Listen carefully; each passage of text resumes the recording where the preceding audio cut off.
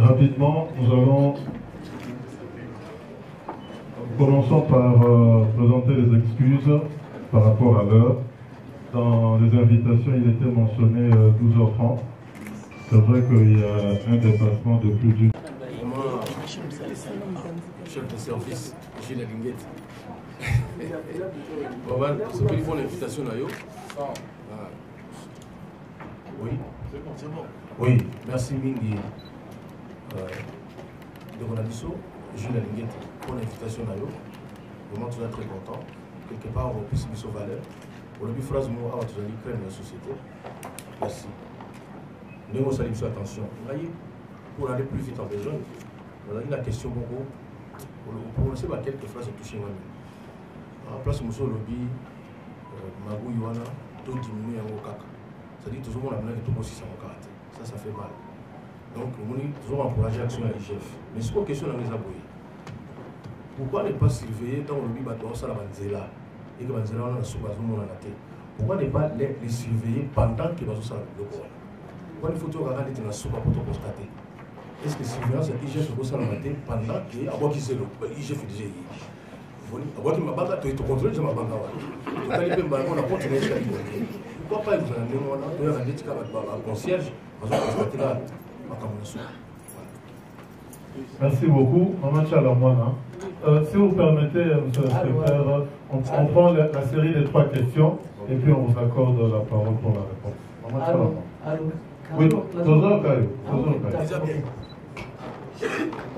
Papa inspecteur, l'apprécie merci. L'apprécie merci et donc on a papa adjoint. On a un outil pour le calelo. On a qui passe dans ma famille. Tout le monde a vu dans la télévision, tout le monde a vu sous il ne peut pas poser un bateau, on a posé un bateau à cop. Tout le monde a vu Tobi a Zagaba on a bango kaka. Mais on toyo qui lelo. En tout cas, il s'aligne à ma mingi passe na motema. To comprendre pourquoi mboka la biso ko avancer te. Kongo eza munene, bato nyonso baza kowelele ya bitumbe sila kate na ba este wana. Nyonso na pona nini kama kabo nyonso uti koloba. Il faut poser na bolinga mboka na biso. Mais likambo sali lelo opelisi moto kanga biso tita moto opelisi moko bana botika na bolembisa nani parce que tout ko sepela ko vivre na modelo to so vivre tela ba famille na biso na bandeko na biso na onyoso uti koloba papa nga na tuzo senga yo pesa biso kaka oya biso mundu keza moko biso ba artiste ka comédien pe ba ali bana oya bango pe mindu setayi munoko na bango biso toza bato au petit studio bimi au largué loko makambo bebi toza na mawate na ndenge tozwi encouragement lelo parce que toyemba to bangaka oyembi après ba ekolika nunu na mama ile ko nolingo yembo yo sani babino dongola maloba o tete o dongola bona na mtu sanze kwa joto alwambo balandinga ti na studio non enlève ça non te o te o bona bote mais on to uti ko yoka lelo aussi pesa encouragement eza d'autres côté c'est comme si c'est réalité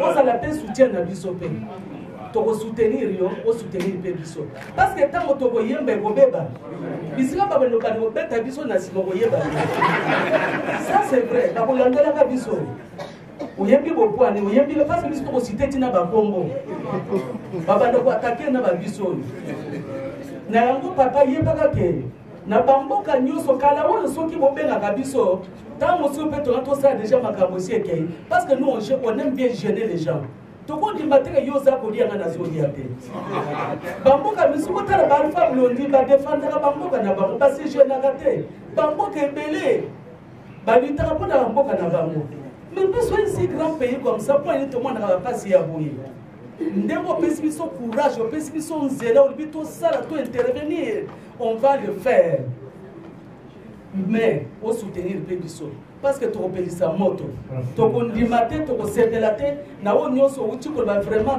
to ko sala yango même gratuitement to ko sala yango merci beaucoup Oui, merci.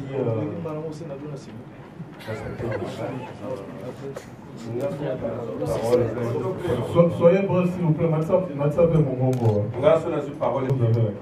Ouais, merci beaucoup. Ici, nous sommes tous.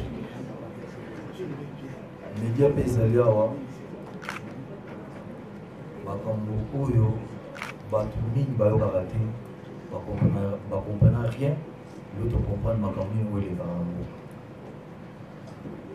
Inspecteur so tozali awa toza baartiste toza prêt ya koservir tobanda déjà koservir depuis longtemps tosala mingi oyo fo tosala mais suka nango ezaka toujours problème lelo biso baartiste ça fait 12 ans où nous avons un problème, ma casse. Puis ce cas d'artiste missionné, même un serviteur de Dieu Bazalia et Bélibaï. Biso en tout cas, à part métier tout ça là, tu as le tout ça là. Tu sais pas pays mingi. Tu vous comprendre que ma gamme se base dans les arabes politiciens. Je suis de tomber à victime. Mais dans ce cas là, récompense les arabes. Assistance des arabes. Mais nous tous avons prié au Seigneur. Tout ça là, nous tous allés à tous avons chose d'artiste mais tout est pas tout la bouteille de grandeur en tout va bien. Donc il y a une gauche la droite et tout le marché va monter pas sur la terre mais sur tout le bac. Mais tout ça là. Mais tous à la paix protéger, soutenir et pas bien. Et pas garder fou au pour s'attendre dans le monde. Parce que pour gérer ces blagues, vous en avez artistes, il y a un mais pour gérer ces éloges, là c'est connu pas. Donc vous savez là, on a intérêt en moka. Pour tout le monde, on a boité. Mais le gars, tout le monde a garde de fou pendant que je suis artiste. Merci beaucoup. Merci.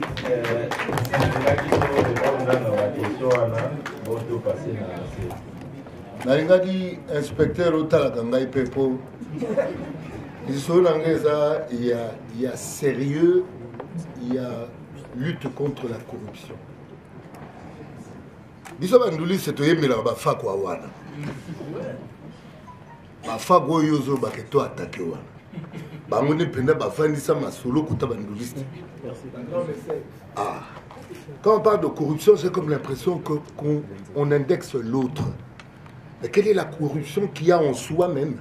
Et quelle est la façon de combattre la corruption aux Katina Motoyemo? Et bien, IGF, aux côté civisme, aux côté de Christ. Pour le combat de la corruption, il y a moto. Sincèrement, ça fait un moment que nous avons analysé Congo. Parfois, je pleure. Les gens qui sont censés mener ce combat sont eux-mêmes corrompus. Mais corrompus-ils à moi? Ngala musicien, ndeba benga ya mokili. Na gogo kotisa bangulu na voyage na ngate menoka ba musicien ba Christ ba memba bangulu. Ko yoza mo Christ. Il y a Christ quoi pour. Attends, le problème de la corruption est sérieux. C'est pas un problème au Tokolo Bakeo, Bango Boko biso tozao, pesa biso na moi bokonzi moko talati. Pesa biso moi bokonzi otala. Est-ce que tu connais bien le quoi tu y as? Bon, la question est celle-ci. Quel est le vrai combat et comment le mener? Parce que nga yemba zoro, bon il y a l'État, il y a le bengana yote. Ce que moi c'est à mon inga et c'est le respecter. Boyoga zoro te. C'est-à-dire ce combat, moi je le mène déjà, mais il faut que l'on trouve une plateforme. Il y a aussi l'ango ya solo. C'est-à-dire qu'on peut s'attendre, bisous de mes amis, au sommet, deux fois les bâtisseurs. Quand on fait quoi?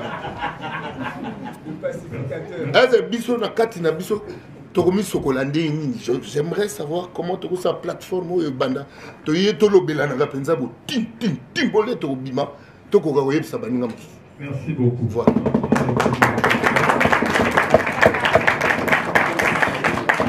S'il vous plaît, je vois mon côté dans mon côté. So Pamoli Zambebiso du côté gospel. pour la biso aussi invitation. Pour tout le monde à l'église, mais tout ça peut en boucle. Si quand nous sommes à on le fait en boucle, ça peut mon pas faveur. Donc quand nous sommes à l'église pour appuyer, maloba papa nous bengata la joie comme que biso moko à partir de la langue. De biso moko, c'est de changer la langage. Pemboka oyo ko changer d'abord la biso moko. Et là on a linga ko senga le ko tout la question.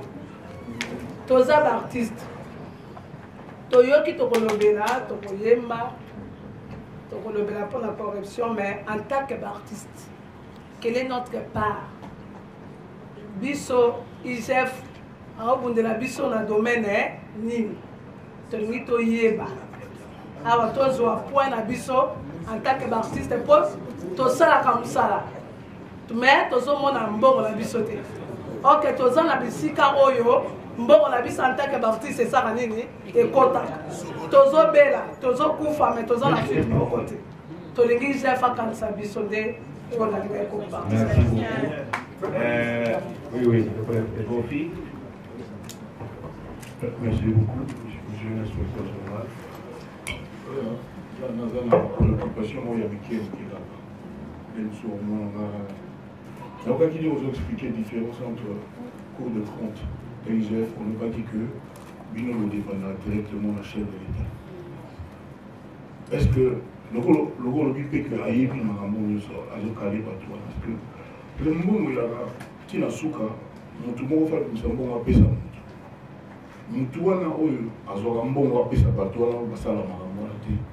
Est-ce qu'il n'y a pas moyen système moko boye koma po oubien basuspendre nano moto wana de sorte que bambongo wana ekobima nano te pendant un temps ou baluki système moko to collège moko to moto moko boye po bambongo wana parce que nana omona moto wana akozanga koyeba te que bambongo ebele oyo apesa bien sûr ezali décision na ye te mais quand même à ça quand même, je pense congolais, à quoi continuer à couper ça, on va quand même.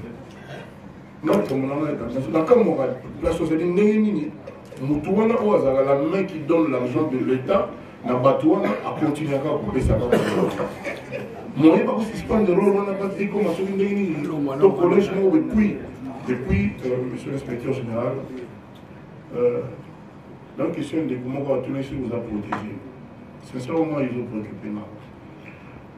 Parce que moi, ils ont dit que Bossema, la chef d'État, pour ces aïeux, on a eu que jurisprudence spéciale, tout tribunal spécial, on a bateau, on a Congolais en prenant l'argent des Congolais. Parce que nous, il y a normal, et puis le Basuka, on a été dans Zongo, on a vu que ça dans la Constitution, mais pour la grâce présidentielle, ça va être pour la bateau. Je pense que les Congolais béné va se faire parce que aux 8 bisons sur 300 millions, au PCBiso 20 millions, il y a 280 millions. Après, celui qui a monté en Kenya, on a fait la COP, à 310 millions. Ça ne doit pas être fait, ça pas moins, attends, 8 millions, et ça n'a pas moins de 10 ans, 15 ans de plus. Ferme. Voilà, voilà, il merci beaucoup.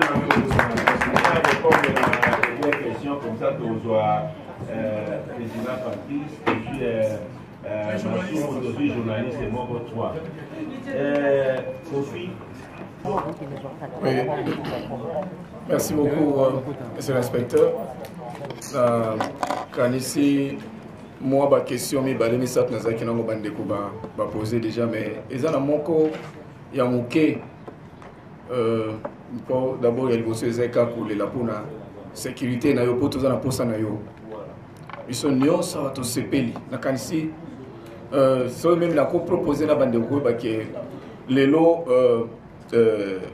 message na biso et ko banda même tout de suite la soto bini ko lo ba ke mutu aza na compte na réseaux sociaux soto banika ko commenter déjà lelo réunion oyo et ko révolter déjà batebele message à Liboso, je crois, Wana. Mais toi, on a posté parce que je crois que Nabiso va quand même espérer que Bazui vraiment solo un sauveur, il y a génération future pour Nabiso. Au titre Tamboula, même boye komona que bato mosusu kozosouffrir eza nango bademo te mais pas sine bakoloba bademo bademo te alors lelo kozwa bino boye ezali bénédiction mpona mboka ya suka na koloba boye ke soki okoki korassure biso inspecteur ke okodecevoir biso te ekozala bien biso nyonso toyoka po tolingi yo moye te kala wana ozalaki wapi.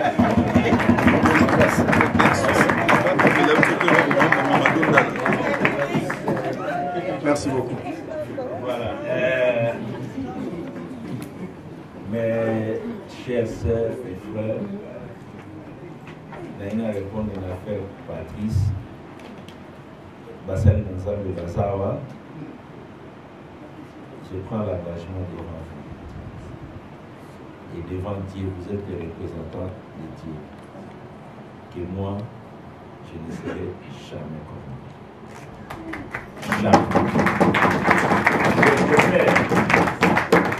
Je prends l'engagement, je l'ai dit. Moi, le même engagement, toute la direction de l'inspection générale des finances. Toyebi danger. La stratégie des gens qui sont concernés par les détournements, c'est vraiment de nous prendre dans les pièges et de nous mettre en prison. Ça, nous le savons tous les jours.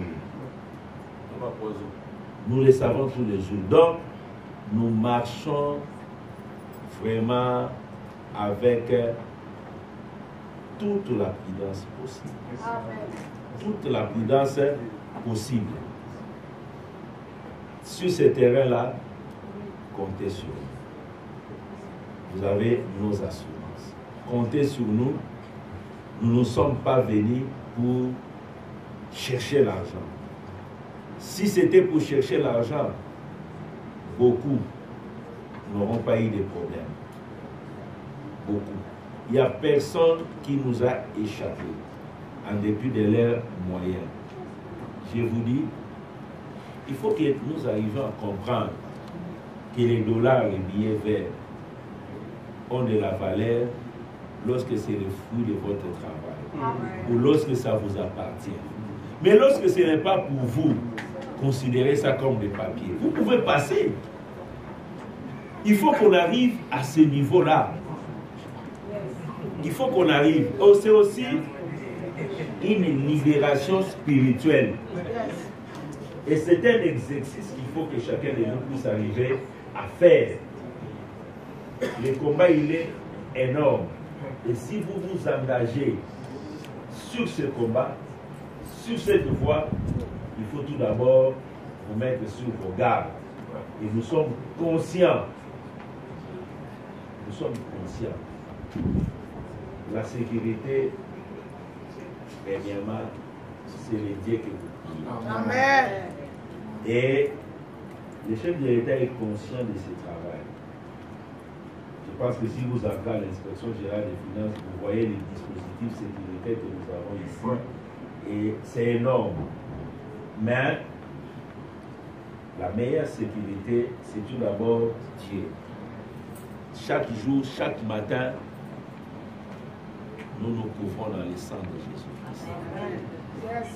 Et nous sortons, nous marchons avec la vérité, nous marchons dans la vérité et dans le respect des lois. Il y a eu beaucoup de complots montés. Mais ça échoue toujours. Face à la vérité, il n'y a rien qui peut résister. Ça va. Madame, vous avez ça.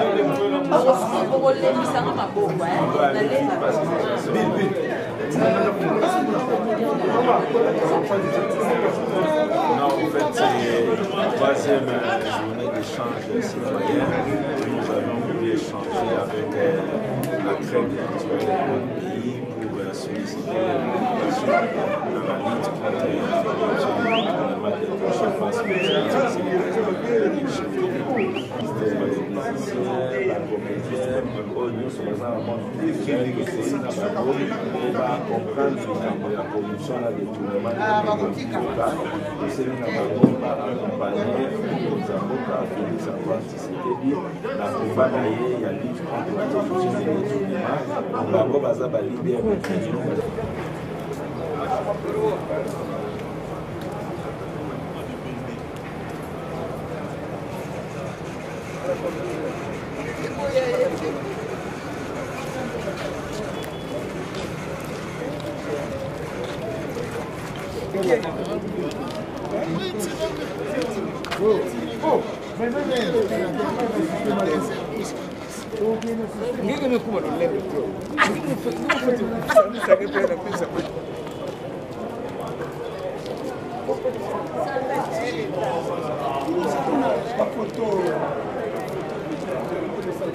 Ok.